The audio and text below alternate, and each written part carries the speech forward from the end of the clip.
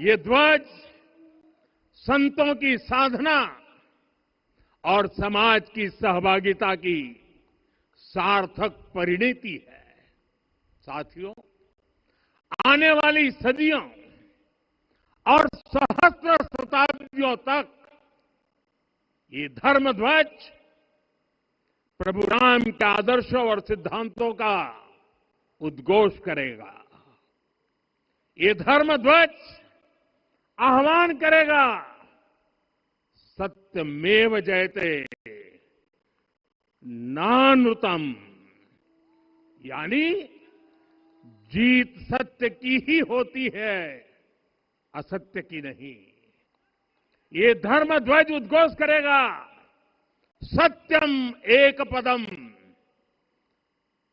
ब्रह्म सत्य धर्म प्रतिष्ठितः, अर्थात सत्य ही ब्रह्म का स्वरूप है।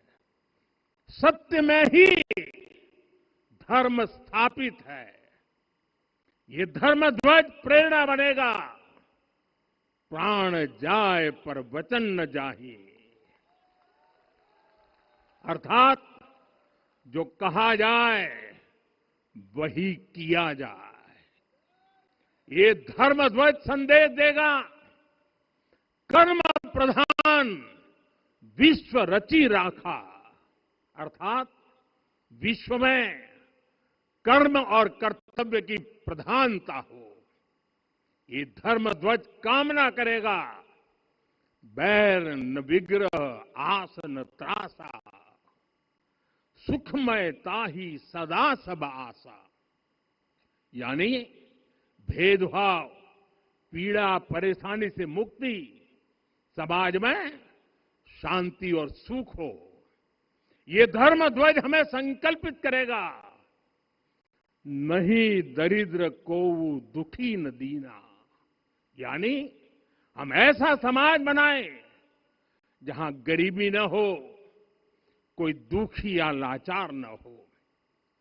साथियों, हमारे ग्रंथों में कहा गया है, आरोपितम ध्वजम दृष्ट्वा ये अभिनंदनित धार्मिका ते अपि सर्वे प्रमुच्यते महापातक कोटि भी, यानी जो लोग किसी कारण मंदिर नहीं आ पाते और दूर से मंदिर के ध्वज को प्रणाम कर लेते हैं, उन्हें भी उतना ही पुण्य मिल जाता है।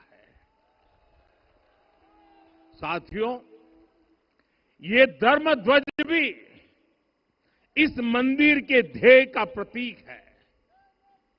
ये ध्वज दूर से ही रामलला की जन्मभूमि के दर्शन कराएगा और युगों युगों तक प्रभु श्री राम के आदेशों और प्रेरणाओं को मानव मात्र तक पहुंचाएगा। साथियों, मैं संपूर्ण विश्व के करोड़ों राम भक्तों को इस अविस्मरणीय क्षण की, इस अद्वितीय अवसर की हार्दिक शुभकामनाएं देता हूं। मैं आज उन सभी भक्तों को भी प्रणाम करता हूं, हर उस दानवीर का भी आभार व्यक्त करता हूं जिसने राम मंदिर निर्माण के लिए अपना सहयोग दिया। मैं राम मंदिर के निर्माण से जुड़े हर श्रमवीर, हर कारीगर, हर योजनाकार, हर वास्तुकार, सभी का अभिनंदन करता हूं। साथियों, अयोध्या वह भूमि है जहां आदर्श आचरण में बदलते हैं। यही वह नगरी है जहां श्री श्री राम ने अपना जीवन पथ शुरू किया था। इसी अयोध्या ने संसार को बताया कि एक व्यक्ति कैसे समाज की शक्ति से उसके संस्कारों से पुरुषोत्तम बनता है। जब श्री राम अयोध्या से वनवास को गए तो वे युवराज राम थे, लेकिन जब लौटे तो मर्यादा पुरुषोत्तम बनकर के आए और उनके मर्यादा पुरुषोत्तम बनने में महर्षि वशिष्ठ का ज्ञान, महर्षि विश्वामित्र की दीक्षा, महर्षि अगस्त्य का मार्गदर्शन, निषाद राज की मित्रता, मां शबरी की ममता, भक्त हनुमान का समर्पण, इन सब की अनगिनत ऐसे लोगों की महत्वपूर्ण भूमिका रही है। साथियों, विकसित भारत बनाने के लिए भी समाज की इसी सामूहिक शक्ति की आवश्यकता है। मुझे बहुत खुशी है कि राम मंदिर का दिव्य प्रांगण भारत के सामूहिक सामर्थ्य की भी चेतना स्थली बन रहा है। यहां सप्त मंदिर बने हैं। यहां माता शबरी का मंदिर बना है, जो जनजातीय समाज के प्रेम भाव और आतिथ्य परंपरा की प्रतिमूर्ति है। यहां निषादराज का मंदिर बना है। ये उस मित्रता का साक्षी है जो साधन नहीं, साध्य को, उसकी भावना को पूजती है। यहां एक ही स्थान पर माता अहिल्या है, महर्षि वाल्मीकि है, महर्षि वशिष्ठ है, महर्षि विश्वामित्र है, महर्षि अगस्त्य है और संत तुलसीदास है। राम लला के साथ साथ इन सभी ऋषियों के दर्शन भी यहीं पर होते हैं। यहां जटायु जी और गिलहरी की मूर्तियां भी है, जो बड़े संकल्पों की सिद्धि के लिए हर छोटे से छोटे प्रयास के महत्व को दिखाती है। मैं आज हर देशवासी से कहूंगा कि वो जब भी राम मंदिर आए तो सप्त मंदिर के दर्शन भी अवश्य करें। ये मंदिर हमारी आस्था के साथ साथ मित्रता, कर्तव्य और सामाजिक सद्भाव के मूल्यों को भी शक्ति देते हैं। साथियों, हम सब जानते हैं हमारे राम भेद से नहीं, भाव से जुड़ते हैं। उनके लिए व्यक्ति का कुल नहीं, उसकी भक्ति महत्वपूर्ण है। उन्हें वंश नहीं, मूल्य प्रिय है। उन्हें शक्ति नहीं, सहयोग महान लगता है। आज हम भी उसी भावना से आगे बढ़ रहे हैं। पिछले 11 वर्षों में महिला, दलित, पिछड़े, अति पिछड़े, आदिवासी, वंचित, किसान, श्रमिक, युवा, हर वर्ग को विकास के केंद्र में रखा गया है। जब देश का हर व्यक्ति, हर वर्ग, हर क्षेत्र सशक्त होगा, तब संकल्प की सिद्धि में सबका प्रयास लगेगा और सबके प्रयास से ही 2047 जब देश आजादी के 100 साल मनाएगा, हमें 2047 तक विकसित भारत का निर्माण करना ही होगा। साथियों, राम लला की प्राण प्रतिष्ठा के ऐतिहासिक अवसर पर मैंने राम से राष्ट्र के संकल्प की चर्चा की थी।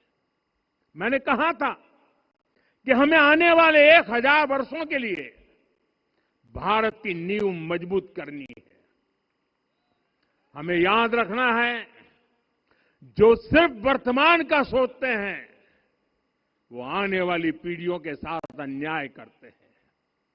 हमें वर्तमान के साथ साथ भावी पीढ़ियों के बारे में भी सोचना है, क्योंकि हम जब नहीं थे ये देश तब भी था, जब हम नहीं रहेंगे ये देश तब भी रहेगा।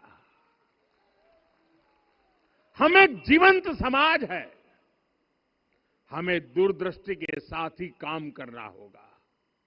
हमें आने वाले दशकों, आने वाली सदियों को ध्यान में रखना ही होगा।